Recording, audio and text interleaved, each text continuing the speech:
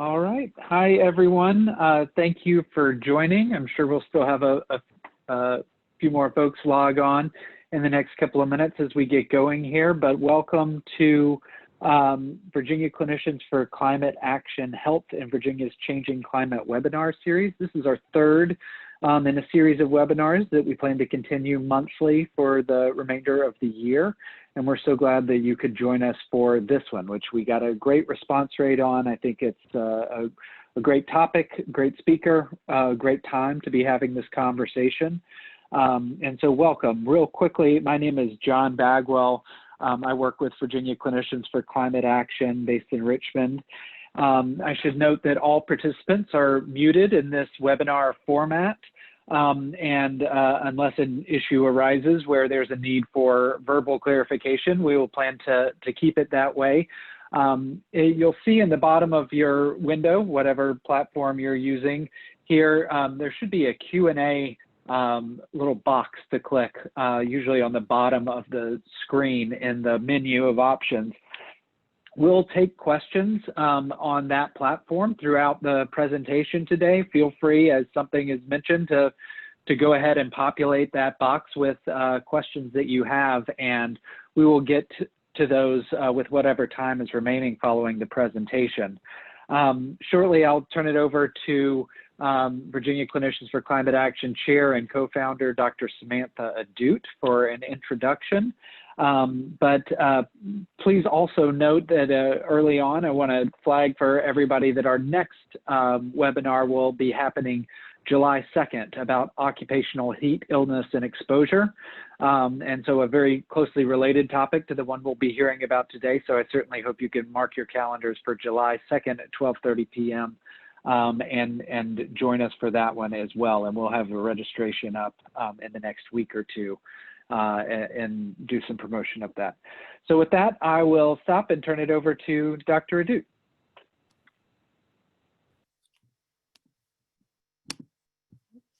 Hello, everyone. Well, thank you all so much for joining us today for the third installment in Virginia Clinicians for Climate Action's webinar series, Health in Virginia's Changing Climate. I'll put on my video here.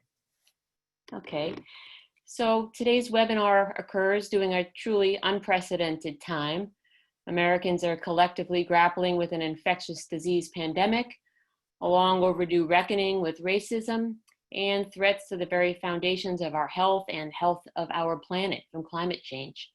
As overwhelming as this is, the convergence of these existential challenges is helping us to understand how deeply they are connected. Disparities in healthcare, social and racial inequities, and the accelerating degradation of our planet and climate change are not occurring in isolation, but are inextricably linked through decades of policies and priorities. So how could anyone possibly tie these three monumental issues together and give us real local solutions in one 40-minute lecture? Well, perhaps the one person who is in fact up to this task happens to be our speaker today, Dr. Jeremy Hoffman. Dr. Hoffman is the chief scientist at the Science Museum of Virginia and an affiliate faculty at the Center for Environmental Studies at Virginia Commonwealth University. He specializes in earth science communication, data-driven and community-based participatory science, and science center exhibit content development. Dr. Hoffman earned his PhD in geology with a focus in paleoclimatology as a National Science Foundation Graduate Research Fellow in the College of Earth, Ocean, and Atmospheric Sciences at Oregon State University. Jeremy also served as a Science Communication Fellow for the Oregon Museum of Science and Industry and the Mitchell Hamline College of Law. Most recently, he served as the Science Museum of Virginia, as their climate and earth scientist, completing the requirement of a 3-year NOAA environmental literacy grant. Dr. Hoffman is also winner of the Virginia Clinicians for Climate Action 2019 Climate and Health Teaching Award for his outstanding contribution to the teaching of Virginia's healthcare professionals about the intersections between our changing climate and our health. So please welcome Dr. Hoffman.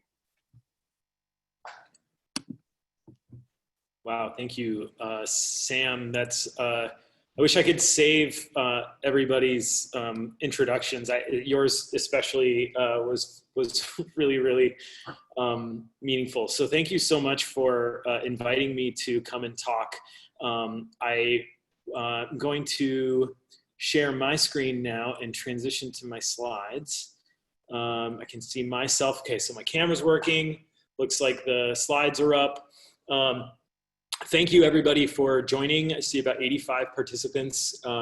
As Sam said, it's a challenge to talk about these things at any time, but particularly now, where I think we're all, and especially me personally as a cisgendered white man, having to grapple with my own privilege and the ability to perform this research on disproportionate heat exposure in US cities. And so I'm going to try my best to explain what we've done over the last several years and catch you up on some of the most recent research relevant to these kind of historical lenses on present day health outcomes and their relationship to climate stressors. So if you have questions, please put them into the Q&A. We'll get to that in the end. I've shortened some of the aspects of this talk so that we can have a rich discussion through the question and answer function at the end. And I'll look forward to fielding those questions when we get there. I have to acknowledge that so much of this work wouldn't be possible without several colleagues, some of whom you'll meet in my slides. But I'm really fortunate to have such a uniquely strong collaborator network here and abroad around the country who have helped strengthen this work through ongoing discussions. And when I introduce those people, they know who they are, but if you're interested in looking up their own work, please do. So let's jump into it. As many of us know, across many indicators of heat waves in the United States. This paper in 2015 identified the 50 largest cities in the United States.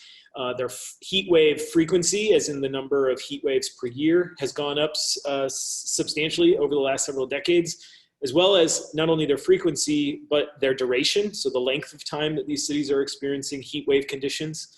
And then not only are they more frequent and longer lasting, but they're actually more intense in the sense of a certain amount of temperature above a traditionally considered heat wave threshold. Then not only that, are they occurring more frequently, they're longer in time, they're more intense in their feeling, but they're happening in a longer time period of the year. So you can think of it as like the likelihood of a heat wave occurring early in the season, April and May, or late in the season, like September, those have gone up. So it's kind of like a weirder time for these heat waves to appear. And not only that, but they're more frequent, longer in duration, and higher intensity. And so, we know that this then impacts human health directly through heat-related illnesses and exacerbation of other comorbidities, things like respiratory issues that we'll get back into a little bit later on. But what might be surprising to some of you is that extreme heat actually kills more people per year than any other weather-related event, even more so than flooding and tornadoes, things that we kind of hear about more often on the news than the kind of like creeping invisible extreme heat. Now that's not exactly true necessarily anymore. We have heard a lot more in recent years. In fact, here in Virginia last July, the Richmond Times-Dispatch ran an article about the 1,000 people that had sought emergency aid for heat-related illnesses in July 2019 alone. And so why does this matter? Well, even this summer, even with or without an epidemic on our hands, this summer is predicted to be much warmer than average by the NOAA multi-month outlook. But now add on top of that a pandemic that requires us to take very different sorts of social interventions to prevent further spread. In many ways, some ways complementary and in other ways not. But I want to bring us back to the heat wave thing here. This is a photo from the Chicago Tribune that appeared in 1995. I was actually growing up in the western suburbs of Chicago during this heat wave. It's probably the most studied American heat wave, maybe outside of the Dust Bowl. And you know, when my family was having a very comfortable yard party with, you know, indoor air conditioning and, you know, the kind of traditional suburban kind of lifestyle, just on a few miles away in the inner city of Chicago, mostly elderly people of color were dying in their homes from heat related illnesses. Ends up being something around 739 people, seems to be the number that kind of really kind of solidifies over several days. And it tends to have affected poor, limited resource communities of color in Chicago disproportionately to others. And so that kind of frames this conversation that there's this kind of, there seems to be social determination behind mortality and morbidity in heat waves, kind of underscoring the risks associated with any future warming due to human-caused climate change. And so we know that heat doesn't actually work the same way everywhere. It's not the same temperature all the time everywhere. And in order to explore this, I need your help, actually. So in the chat, I know we're going to use the Q&A for questions, but in the chat, I want you to, and I'm going to count on 3, I want you to type into the chat where the warmest place, we were going to like drive into this, I'll hop into our screens like a modern day magic school bus, jump into this picture. Where would you go to find the hottest spot to the touch? You know, if you're going to put your hand on a surface, what would be the hottest surface? So to get ready to type it into the chat on 3, okay? 1, 2, 3. All right, we've got some answers coming in. Good. Good thing we've got a bunch of different ideas going on. That's very encouraging. Things like the asphalt, the metal roof. I see a waste basket. The cars. This is really great. All right, so on the flip side of this, now get ready. We're going to have another entrance into the chat. On 3, where would you go to find the coolest spot to the touch? All right, on 3. 1, 2, 3. Amazing. You know, I think what's amazing about the answers that we're seeing is just how much more unanimous nature there is around the coolest spot, which many people are referring to the shade, versus the diversity of answers that we got for the hottest spot. I think that that's something that we've seen, and I've always wondered if that's like an evolutionary biology kind of thing, that humans just know kind of without questioning too much that the tree is the coolest place and something else is going to be hotter. So what we can do is actually learn from this image by taking another image of the exact same landscape using a thermal imaging camera. So when I reveal what that picture looks like, the brightest colors here are the warmest temperatures, and the coolest temperatures are represented by the deepest bluest and purple colors. Now, many of you were correct that under this very mature oak tree here, this is along Broad Street, just outside of the Science Museum of Virginia where I work, that is the coolest surface to the touch, somewhere on the order of about 85 to 90 degrees Fahrenheit. On the flip side, the warmest spot to the touch is somewhere on this very kind of sticky, dense, tar heavy asphalt that's in our parking lot.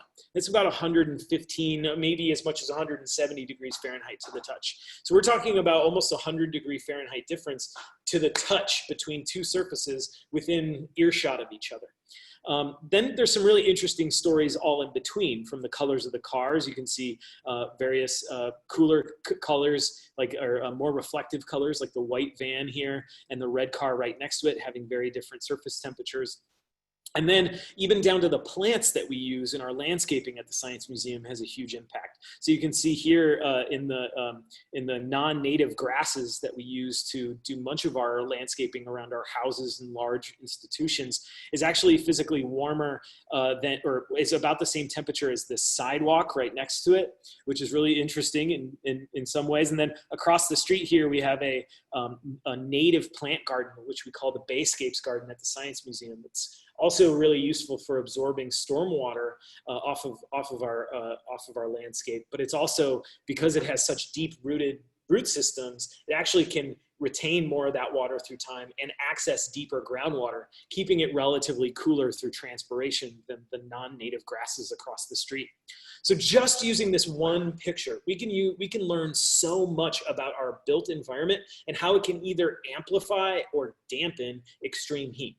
Now, in your mind, I want you to zoom out of whatever city you might be sitting in right now. If you're here in Richmond or abroad, zoom out of your city and try to imagine where are the places that have more of this greenery, this natural landscapes, and the places where we don't have as much of that natural landscape and it's more of a human-dominated, dark, hard surface. We design our cities, and we have designed our cities to have these very vast concentrations of these built environments, these human built environments, which absorb more of the sun's energy during the day and then re-emit it back into the air as heat in the afternoon and into the evening. And that creates what is known as an urban heat island. This has been around. First observations of it were in London almost over a century ago, and then really a focused amount of research over the last 40 or 50 years into this subject. And basically across North America, I call this the United States of urban heat islands. The colors here represent the strength of the urban heat island effect in those locations, with the darker reds being a much stronger urban heat island effect. You can see the urban archipelago, which connects most of, from Norfolk through Richmond up through the eastern seaboard into Boston and New York. And then Chicago, a very well-studied urban heat island that potentially exacerbated some of the effects of the heat wave in 1995, Atlanta, Georgia, and basically any spot on the Earth's surface where we have substantially altered the natural landscape to absorb more of the sun's energy, we are going to have this amplification of extreme heat due to our own building techniques. Now, why is this important in the city of Richmond? And so we wanted to investigate this more in the city of Richmond. So in 2017, I amassed a group of some of the most brilliant people that I've ever been able to work with through what we called at the time the Richmond Urban Heat Island Collective.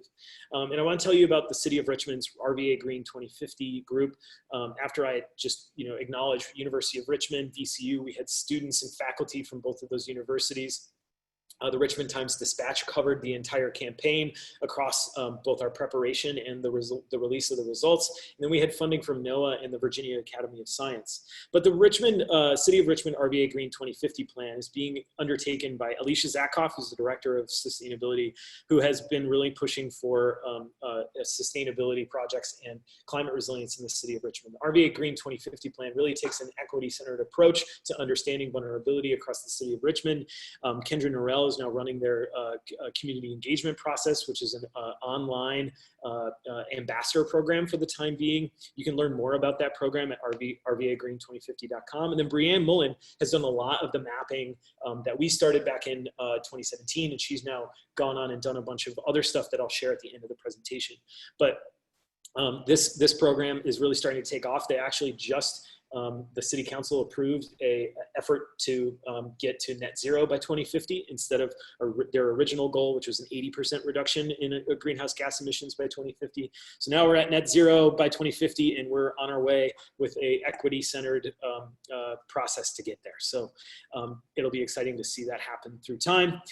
Then I want to tell you about a community organization that we work with still to this day, and even on follow-up grants that we've been funded for since collaborating on the urban heat island effect in Richmond in 2017. Rob Jones is the executive director of Groundwork RVA. They're part of the Groundwork USA network. If you're looking for a way to support organizations that are already at work trying to ameliorate racial injustices in cities around the country, please visit Groundwork USA's website. Donate liberally and continue the programming that seeks to green their environments, prepare youth for success through leadership in trail design, maintenance, public space maintenance, in the seeking to improve the health and quality of life of everyone that lives in those cities, and to realize racial equity. And I just have to say that I'm so proud to work with this group on a new grant through the Institute of Museum and Library Services, where we're going to be studying air quality disparity across neighborhoods in Richmond. Anyway, we went out during a heat wave in July 2017, and we attached these what look like PVC pipes, because they are, but they are really fancy PVC pipes. They kind of look like, to me, like when people have car flags for a sports team that they're overly enthusiastic about, but instead of it being a car flag for a sports team, these are car flags for science. And so air is able to go through this little T-joint at the top, and inside is a little thermocouple wire, which is sensitive to the air temperature. The temperature of the air then directs a flow of a signal, electrical signal, down to a data logger that's taking a measurement of the air temperature going through that little T-joint every single second.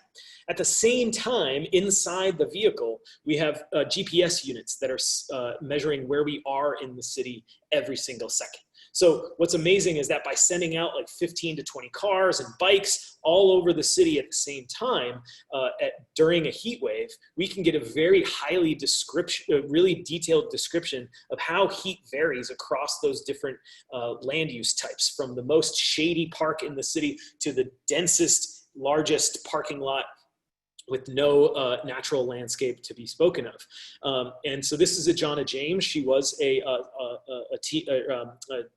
student at Open High School in RPS in Richmond Public Schools at this time. She's now an undergraduate studying environmental science. Very, very proud of the work that she was able to do through the green team at Groundwork RVA, and just so thankful to have been able to watch these young people that we got to work with grow through this process. What did we find? A 16-degree Fahrenheit difference between the warmest and coolest place at the exact same time during the same day of a heat wave. Many of these warmest places are exactly what you might imagine from that picture I showed you before. They're very densely paved and built environment heavy kinds of places. You know, like our neighborhood is called Scott's Addition. It's where one of the warmest observations was found, about 103 degrees. Fahrenheit, down to the very shaded parks around the south side of the James River. Those parks were as cool as 87 degrees at the exact same time. And then you can imagine anything in between, that kind of balance between the natural and built environment. Now, what we were asked about is kind of like, well, so how do we know that this temperature difference actually means something to the experience of the people that are living in these areas?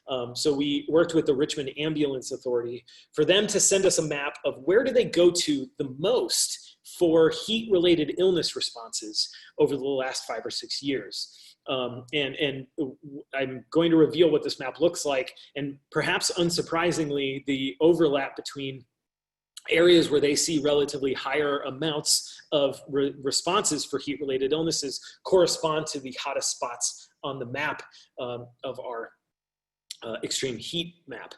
Now, if you also add in additional things that might predispose a particular population to being more vulnerable to extreme heat, things like respiratory illnesses, having an older home, not having enough tree canopy, having more impervious surfaces, the relationship between these two maps it increases in strength. And even when you correct for the density of population in these areas, the relationship is virtually the same. Then when you look at things like urgent care center admissions, it mirrors the same pattern at the zip code level. So it very much mirrors health outcome data, which suggests that even within the same city, a city as small as the city of Richmond, Just a couple miles difference can have huge impacts on the health outcomes of your entire life. In fact, life expectancy can be as much as like 20 years different just from one side of the city to the other. And this is just another detail in that long story. Now, I want to tell you a little bit more about what are some additional details that we can fish out of these data. This is what's known as a correlation matrix, and I'm going to show you a bunch of bubbles that'll fill in this little triangle. Each one of the lines on this triangle corresponds to a different variable that I've harvested either from the American Community Survey, kind of census level data, or environmental data like heat. And then the size of the bubble is going to tell you whether or not those two variables are very strongly or weakly related. So a small circle, very weak relationship, or no circle, no statistical relationship. A very large circle is going to mean that those are very strongly related. It doesn't tell you anything about, are they related in the sense that they both go up or do they both go down? That's going to be indicated by the color. So the color of the bubble is going to tell you whether it's a positive relationship. And that doesn't mean positive as in good. It means that positive as in they both increase at the same kind of, in the same direction. A negative relationship does not necessarily mean a bad relationship. It means that while one is going up, the other is going down. So the bubbles correspond to the strength of the relationship, and then the color tells you, are these things going in the same direction or are they going in opposite directions, okay? So when we look at where we found higher temperatures at 3 p.m. in the afternoon, which is the hottest point in the day during the summer, higher temperatures tend to be associated with neighborhoods that have higher populations of Black people, higher concentrations of poverty, more vacant properties, so kind of like, you can think of like fractured social infrastructure. Largely, these people are taking alternative transportation to work, which would also expose them to more heat in their way that they have to walk to a bus stop, which might not be right nearby where they live. They also do not reach the same level of educational attainment as others in the same city. So these are kind of lower educational attainment, very low amounts of tree canopy, and these properties tend to be older homes. So that says something about their exposure even indoors. On the flip side, the relationship between a lower temperature at 3 p.m. Was more strongly related to predominantly white communities, very low amounts of poverty, high occupation of properties, so very much more social cohesion. These people are able to take self-transportation to work, like their own car that presumably has air conditioning. They achieve very high educational attainments. They have very much more high tree canopy amounts. They're in newer houses and they tend to skew older. So this is not new. In fact, these sorts of observations of disproportionate exposure of limited resource and communities of color and heat has been found in almost like every single city that has ever looked at that. What is missing from this conversation is why? Why do we consistently find the same communities suffering from extreme heat exposure, among other things? Why do we keep discovering the same coordinated observation among all of these cities in the United States? This brought me into learning about our redlining map. And I didn't know about this until 2 years ago. I have since tried to educate myself about what this means, and I'm going to try my best to explain it to you. There is a very good book called The Color of Law that will go into a lot more detail about this process. But by and large, HOLC security maps were drawn by a federal program seeking to keep us out of a housing recession. Basically, didn't want people defaulting on their loans. They were basically granted the ability to go in, send assessors to certain cities around the country, about 210 of them, and rate neighborhoods based on a perceived spectrum of safety for investment. And so one side of the safety for investment was given a green code. You can think of it as like the color of money. That's where most of the real estate investment then went over time. On the opposite side, red, like a stop sign, no, do not award housing loans and equity and, basically ability to garner wealth through time in these redlined communities. Now, it was based on that perceived safety. But what really went on was the fact that many of these places, and I think maybe my next slide is about this. Yes, so this is where they overlap in the heat map and this redlining map from 1937 here in the city of Richmond. I said it was about the safety for investment, but when we look at the descriptions, you know, a lot of the times believe what a person tells you about themselves, because these assessors provided notes, very detailed notes in some ways, about who was living in these neighborhoods. In the city of Richmond and among many of the cities on the East Coast and in the Northeast, redlining communities were predominantly communities of color, referred to as dominantly Negro communities. They very much didn't have any other notes really given about their neighborhoods. And many times in some other cities like Boston and in the Midwest, it wasn't necessarily communities of color, because very few communities of colors existed in those neighborhoods, but instead it was immigrants, recent immigrants. So it tends that these HULC grades were awarding safety for investment, but it was really based along racial and ethnic lines. This then has since been struck down in the Fair Housing Act in 1968.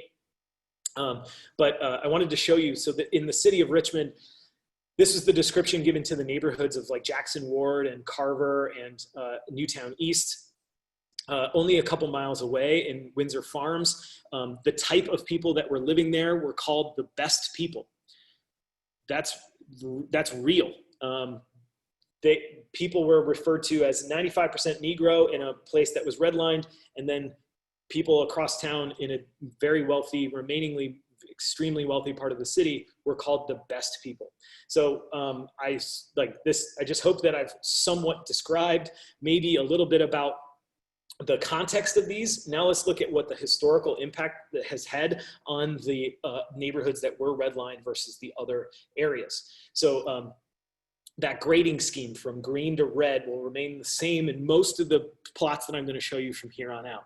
This was an article that was written by Zillow a few years ago, that they looked at the median home values across these neighborhoods that were given these different ratings through time since 2000. And perhaps unsurprisingly, that difference has remained fairly constant, but increased a little bit through time. And the lower the rating, the lower the housing value tends to be nationally. Now, this is different for each city. And in some places, you know, there are places where the redlining communities have now been gentrified, and so that has thrown off this relationship a little bit.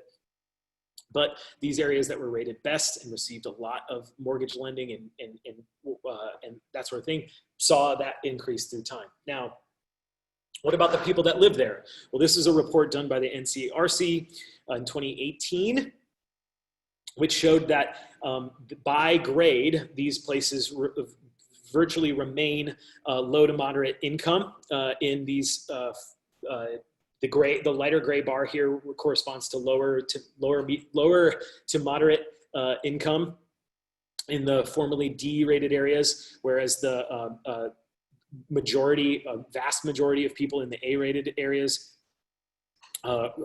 remain middle to upper income. Then the racial picture appears when you look at the breakdown by race, where the vast majority of people that live in the A-rated neighborhoods remain white, whereas in the formerly redlined areas, the vast majority of people living there remain minority. And so another long-term impact has been that these areas now are being selected for reinvestment, things like gentrification. So this is in Portland, Oregon, showing that the lower rated areas tend to be those areas which are now being targeted for things like gentrification and displacement of people that live there. So really, this is about that kind of like lived experience of these neighborhoods that have remained underinvested in since being basically told that it was law in the 1930s. So what does this mean for the environment? And so what we started to do is ask the question, like, is there a difference in temperature between these different areas? So I'm showing you on the right, there is the heat map of the city of Richmond. And this is sensed by the Landsat 8 satellite. So this is something that's taking pictures of the Earth's surface like every 2 weeks. And you can access these data through the USGS Earth Explorer. Now they have analysis ready data that you can download a land surface, a provisional land surface temperature map for your own city fairly easily. Then on the left, that's our redlining map with the polygons coded by their rating. Perhaps unsurprisingly, based on what we've talked about, is that those areas that were predominantly that were redlined are significantly warmer than their non-redlined neighbors by several degrees Celsius. So we're talking, on the orders of tens of degrees Fahrenheit. And so that corresponds using National Land Cover Database data, which is also remotely sensed about the tree canopy and the impervious surfaces that exist in these areas.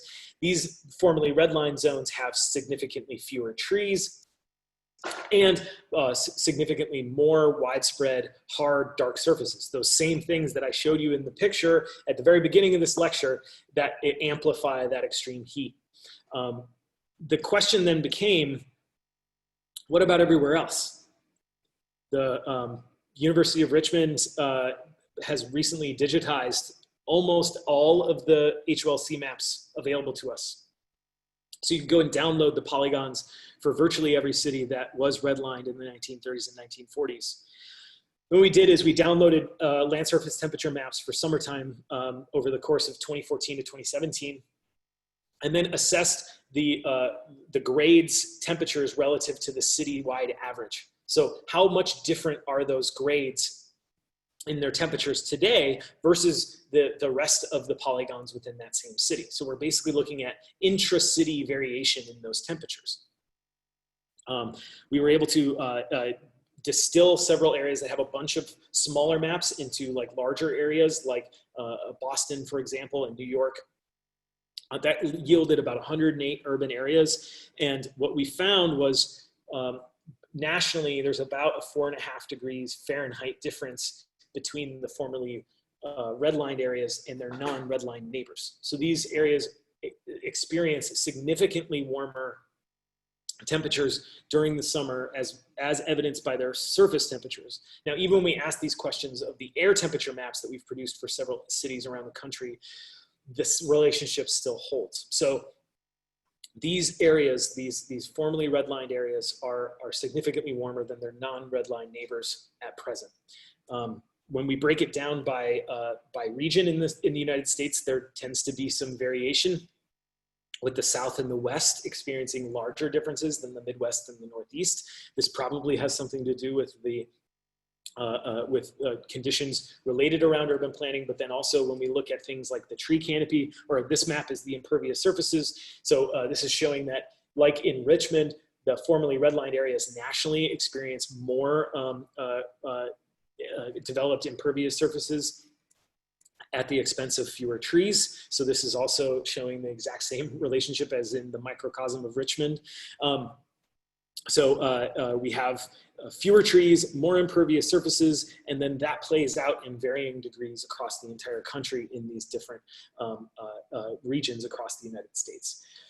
So while we didn't investigate what this means as far as the health outcomes related to this, several authors and several papers have come out since our paper, which was published in the Journal of Climate in 2020. A few other papers have been published to suggest that it's not just heat-related illnesses that we could expect to be related to where you live, and potentially based on this historical impact of codification of underinvestment and disinvestment in many ways. So this paper by Anthony Nardone looked at cities in California that were redlined and then compared the rates, age-adjusted rates of asthma for emergency department visits due to asthma in formerly redlined areas. And perhaps unsurprisingly, much like the impervious surfaces and the temperatures, we also see significantly different rates of emergency visits for asthma. Now, this starts to paint that idea that, okay, so these areas experience higher amounts of asthma. What's another respiratory issue that's going around right now? COVID-19. This is also, paints a really clear connection between these disparate health outcomes from the natural built environment and things like a pandemic. There's also a new paper recently looking at urban trees and air pollution in the United States. This paper came out a month after ours, showing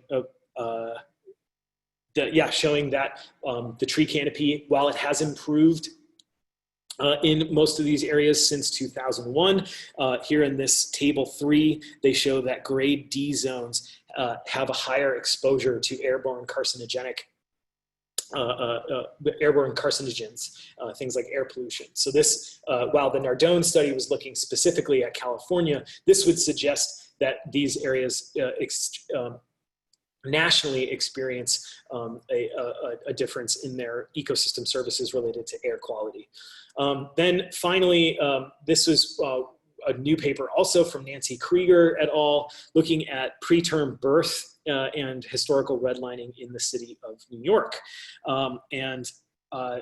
This is one of the most compelling recent studies that I've seen. I mean, many of these are extremely compelling, but this study showed that the odds ratio for preterm birth was significantly higher in D-rated neighborhoods in the city of New York, even when controlling for things related to the population that lives there. Their conclusion was very strong. The first sentence: historical redlining was associated with present-day risk of preterm birth and warrants scrutiny as a social determinant of health. I would 100% agree with that. And in fact, I have a little run through.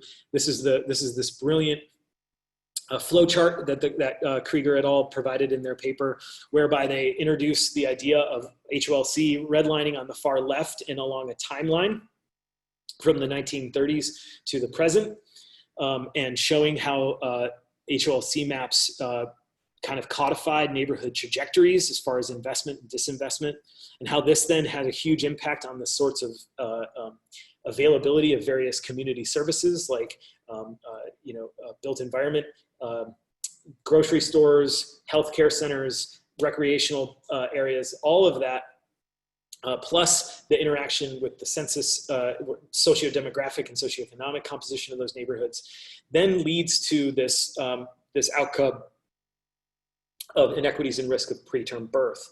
But when I was reading this paper, I couldn't help but say and think to myself, it doesn't seem like it's just redlining. And we, in fact, have had a lot of conversations about, well, what came before? And it's not just the inequities of preterm birth. It seems like it's also asthma, potentially mental health, potentially COVID-19, and potentially heat-related illnesses. So I would say that Nancy Krieger's paper is fascinating and does a very good job of showing this flow chart. But I think in general, this redlining framing seems like it speaks to a lot of the things that we talk to now as the social determinants of health. And this historical lens is very important for understanding what comes next. But I want to talk really quickly about this existing inequity that might have already existed. And this is fascinating stuff because it seems like there's already, when we, redlining didn't necessarily create the neighborhoods that these areas, like there was nothing about that said build the certain way in this neighborhood. It was codifying the existing state of those neighborhoods and the investment that would go into them into law. And many of the redlined areas then became roadmaps for interstate highways. So what came before that? Well, there's this really interesting idea that the predominant wind direction in both hemispheres is from west to east because of the spin of the earth. That during the Industrial Revolution would have blown predominantly pollution from the west side of a city to the east side. And so this really interesting paper and an even more fascinating TED Talk by Stephen DeBerry in 2018 identifies why the wrong side of the tracks is usually the east side of cities. And so I think we need to continue learning about these historical trajectories and how then we can use that information to then dismantle those things without displacing the people that live there and using their own voice and vision to realize what comes next. Because in many ways, we know what will alleviate things like the urban heat island effect, urban flooding, which has also been shown to be worse in these communities, not necessarily connected directly to redlining yet, but I suspect that will be the case. And so, we need to shift from these impervious areas to perviousness. They improve, as far as we can tell, in certain situations, they improve air quality, they decrease the air temperature, and they allow for more increased groundwater seepage and decreased volume and surface runoff that then pollutes waterways that reach far and wide. Now, I want to just show really quickly before I take questions and answer some of the questions, I want to show you some of the work of the City of Richmond's RVA Green 2050 plan with respect to COVID-19. So this is the heat vulnerability index that the cities used. This was based off of the initial vulnerability assessment that we completed back in 2017. You can see all of the things that go into it: poverty, age, disability, working outdoors. These are all variables that we can get from various CDC and ACS, American Community Survey data, and then adding in the exposure to heat through the urban heat island effect. And so you can see a huge disparity across the community, kind of like almost like a U shape bending from this 3, 7. These are our city council districts. Bending around the West End. These are the areas that were given predominantly green ratings in the HULC system. Now I want to show you the COVID-19 map. This is based on both assessing risk and severity using the best information that we have from the WHO and CDC about pre-existing health conditions, and then also in the sorts of things that predispose someone to having the risk of transmitting or getting that, and then also that's more of the severity, but then also the risk about like living in a crowded home and having these kind of like occupations that potentially involve customer or interaction. And so this map, it wasn't a trick. The maps look alarmingly the same. And I think this is one of the first cities that has made an effort to understand aggregate COVID-19 risk based on our best understanding of what determines risk and severity and climate vulnerability or heat vulnerability. Then even when we look out even further, Brianne Mullen at the city looks at the overall climate vulnerability, and they look the same. So I hope that by exploring a little bit of this redlining historical context to exposure to extreme heat, now you can start connecting the dots between not only extreme heat and illness related to that, but also then air quality. And then now also these things that can come out of nowhere, like a pandemic.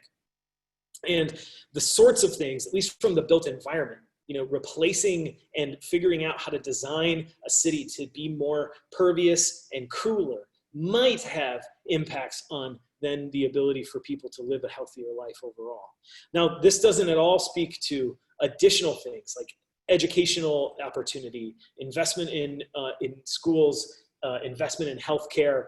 All of those things need to change as well to ameliorate these historical inequities. But I hope that by introducing you to this concept through the lens of heat, that we can all walk away from this conversation a bit more aware of the world that we live in. And I hope you go out into your neighborhoods and start to see these differences in tree canopy and quality of life in each one of these places, and start to think about the sorts of organizations that you can work with and support that are working to achieve equitable outcomes for all. So I'm going to put up my email. You can tweet me on Twitter. And thank you so much, Samantha and John. I'm going to just like switch to answering some questions on the chat. So, okay, will this slide deck be archived? Yes, I'm going to make sure that that happens. These are, I think, answered. These people were asking these questions. Okay, good heavens, this heat island map of the US looks like the COVID map from Johns Hopkins. Yeah, in some ways. Sheila asked or identified that these things look a lot alike. When you look at any sort of map of disproportionate outcomes, a lot of the times the maps look the same. And I think we still are not having the honest conversation amongst the institutions of power in our communities about why that is. And I think that this conversation around redlining and the impacts on extreme heat might be one of the ways that we can at least start doing that. All right, anonymous attendee, what do you think of biophilia? Our jurisdiction joined the biophilic cities network. Sounds nice, but unclear what it means. And do I think that biophilia can translate into reducing the UHI? Absolutely. I think that this is clearly biophilic. So the idea of biophilic cities is to reintroduce nature into our built environment. So by far, one of the most intriguing ways that we can think about addressing many of the climate vulnerabilities that we have, not just urban heat, but stormwater and air pollution, are all taken care of by reintroducing nature and trying to minimize the large kind of cement-centric building style that we used in decades past. So that is very much an interesting network, and I think it's great that that cities are learning from one another. Unfortunately, we haven't. There's no yet locally. There's not really like a roadmap to get there. It's, we need sorts of like metrics that we can follow through on. X number of trees to plant by X date, X miles of street to depave and turn into pollinator gardens by X date, community science programs that seek to measure the impact of those different strategies. So I think there's a lot that we can be doing and pushing, especially from the health community, knowing that, that by addressing these built environment and several of the other social determinants of health, that we achieve better health for everyone. That's how I think the health community can become louder in the sorts of city scale politics that will actually make these things achievable. Joe Lurch, VDH is currently collecting race ethnicity data for COVID-19. I wonder if they would be compared to redline neighborhoods. Joe, yeah, due to HIPAA laws, data is virtually only available to the zip code level. So unless you get some very specific, as far as I know, some very specific oversight to look at things at a more disaggregated way. But that's also, this is an interesting thing that we have information about zip code level outcomes for things like heat illness. So what are some other things that we can do and look at the level of zip code that will tell us more? I mean, I envision that many of these zip code is so interesting because zip code doesn't have any other real meaning other than just mail sorting. It's not really based on anything other than that. So it's an interesting thing, but until we're able to look at data at a more disaggregated sense, then and I could be wrong, but zip code is all we have for now. To what extent do you see comorbidity mortality of urban heat islands and higher levels of environmental contaminants? Daniel, absolutely. I think that's 100% there. If you look at, there's a EJ screen, the EPA has a map called the EJ screen data. Even our maps of asthma show that these things exist. So the environmental contaminants, we are setting up a particulate matter sensor network currently in the city of Richmond. Other studies of other cities like Oakland have identified disparities between areas that have higher rates of asthma and more exposure to that, like closer to roadways. So yeah, I 100% think that that's the case, but we don't have any evidence yet to really, it's really like based on traffic proximity more than necessarily like actual real assessment of those pollutant levels. Elizabeth, I answered that one. How is your project to reduce impervious surfaces at the museum proceeding? Yeah, so I didn't talk about what we're doing at the Science Museum of Virginia, but we are taking a 3 acre, I think it's like 3 acres of impervious surface out in front of our museum. That same parking lot that I showed you at the beginning of this talk, once we replace that parking in a smaller footprint and stormwater friendly parking structure, then we're going to replace that with a community green space that will make use of the best practices for heat and stormwater and air quality management through native plants. So I'm very excited about that. We are mobilizing right now to complete that deck within the next year. So at that point, that's when the park begins. So we're probably gonna have to phase that out and everything, but we're super excited about that potential, and it is proceeding, and we're very fortunate to be still doing that long term. So how would you tell the same story if your city was not redlined? That's a really good question. One thing that I've been looking into, and several folks have been looking into, are where there might be maps of neighborhood, like residential covenants. So there was, while they might not have been redlined, many HOAs, many homeowners associations at the same time were restricting ownership to white communities and saying, and keeping people of color out of their neighborhoods. So if you can map, if you can figure out if your city had these homeowners association covenants, that is very much one way to continue telling the story. Even if it wasn't redlined, there's still evidence, even though it's weaker of a disparity, that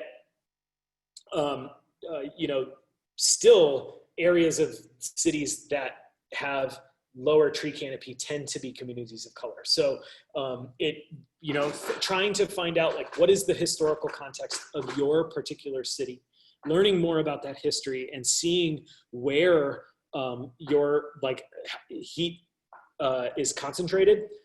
And, you know, I think even like the city of Charlottesville, Virginia, didn't get a redlining map, but shows that same kind of racial disparity in exposure to heat. So I suspect that that probably still exists, even though there's not a redlining map from the 1930s and 40s to point to. I think that it's probably related to some other decision that was made through you know, some other political decision that was made to keep communities of color, you know, disinvested in versus their white counterparts. Okay, so still got a couple minutes. Next question. Any info about Jeremy? Yes, sorry. Go ahead, John. I was just going to say, if we can do just one more question, then I'll jump in and wrap up, and we can give instructions for anybody else with questions to follow up with us. Yeah, sure.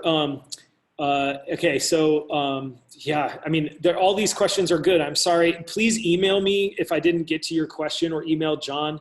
Let me just say to Maria, do you know of similar work being done in Baltimore? Yes. Check out the Baltimore Tree Trust. They are one of the organizations that helped us assess the urban heat island effect in Baltimore back in 2018. So there is a map of Baltimore. There is work being done to ameliorate it, and it's through community organizations like Baltimore Tree Trust. So I'm sorry if I didn't get to your question. Please reach out to me either through Twitter or on my email. So thank you so much for your attention today, and I hope it was informative. Great. Thanks so much, Jeremy. And I've just switched over to share my screen here. We always want to provide an advocacy opportunity and highlight in these webinars. So you can see a couple of options here that real quickly, the EPA has an open comment period on their particulate matter standards, which they have opted to keep the same despite scientific evidence that it would greatly improve health to reduce the particulate matter standards. There's an action there that's hosted by our partners at the American Lung Association. And then our parent organization, the Medical Societies on Climate and Health, have released last year a policy and action agenda. Individuals and organizations are encouraged to sign on, and they're at that link.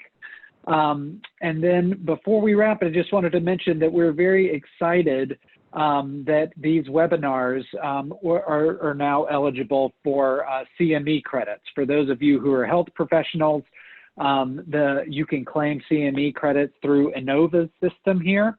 It's icmes.innova.org. if you have an account or if you want to create an account, you can go online and should be able to search for this webinar that you attended, fill out a very short evaluation, and get CME credits. And I'm also happy to email that out. My email address is johnjohn@virginiaclinicians.org. If you have any issues, please get in touch with us.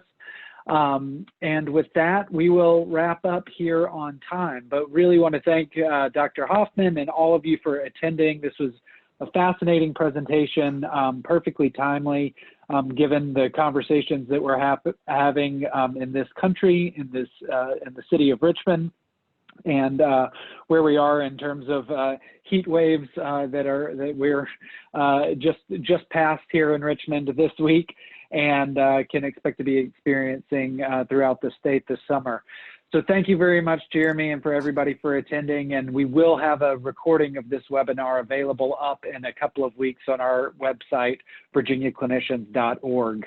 But thank you all for attending, and keep in mind July 2nd for a good pair for our next webinar on occupational heat exposure and illness. Thank you very much. John, I think you need to put up the CME information. I don't know if your slide. Oh, did it not? Okay. Let's see here. Thought I had it. Let's see. There we go. Can y'all see that? Yep, that's great. Thanks, John. Okay. Sorry about that. I thought I clicked share.